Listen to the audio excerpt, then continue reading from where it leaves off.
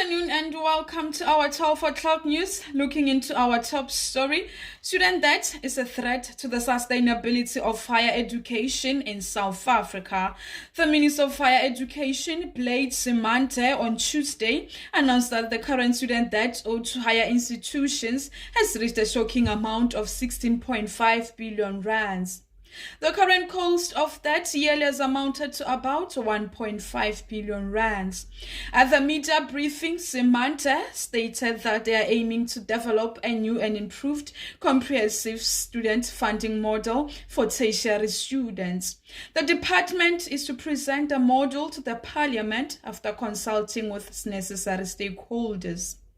NSFAS has received more than 1 million applications, which most are SASSA beneficiaries.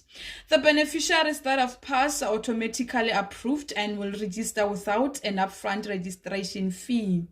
Prospective students were reminded and encouraged to apply before the closing date, which is the 31st of January. In other news, in a groundbreaking step, President Cyril Ramaphosa has officially guaranteed the protection of same-sex marriages in South Africa by signing the Civil Union Amendment Bill into law. After months of discussion, the measure that forbids marriage officials from refusing to perform same-sex marriages was approved. A transitional period of 24 months will be provided to those officials who were previously excused by the Minister of Home Affairs following the passage of the Civil Union Amendment Bill.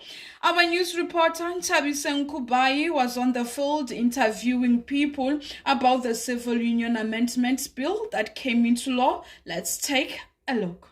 We are here with the senior lecturer at the University of Limpopo, Mr. Abraham Mashatile.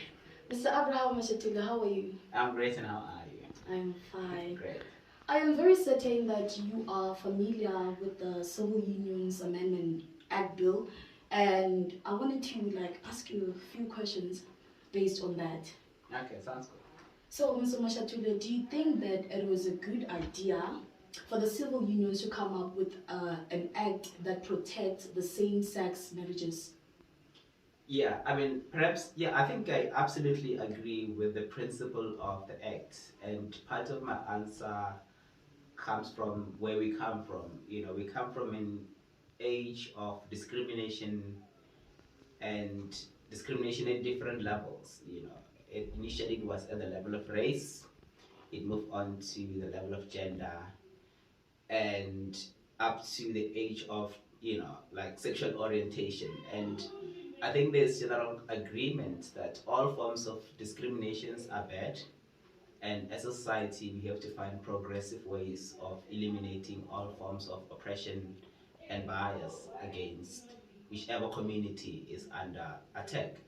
How can we strike a compromise between recognizing the rights of individuals in such relationships and safeguarding religious freedom? Yeah, that's a difficult question, and part of it is we have to acknowledge that the rights to religion are very entrenched in our society, and we are a religious society. We literally look at the South African calendar; it has more Christian holidays than any other a faith or religion, and so that's the starting point, to acknowledge that a religion is part of our makeup. In your own opinion, do you think that the Civil Unions Act has been successful in promoting equality and non-discrimination for same-sex couples? I think it has been successful in promoting, because right now we're living in a civilized world where I believe that everyone has a choice on who to love and who to not love, and whether the people are of the same sex or what. I don't think that matters. That was a very good answer from Murungwe. And what do you think, Lisa? I oppose, because we still live in a society where we have religions that are against same-sex marriages.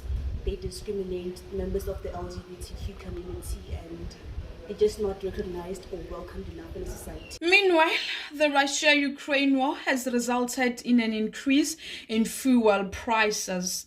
South Africans are feeling the heat as fuel prices have increased because of the war, and also the price of crude oil has increased.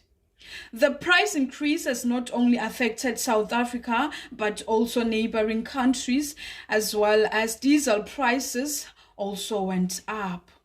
One of the best farmers in South Africa, Thato Moagi, stated that they are now experiencing a negative impact on agricultural production, agricultural markets, transportation, and on food security, because Russia is one of the best countries that export fertilizers in South Africa.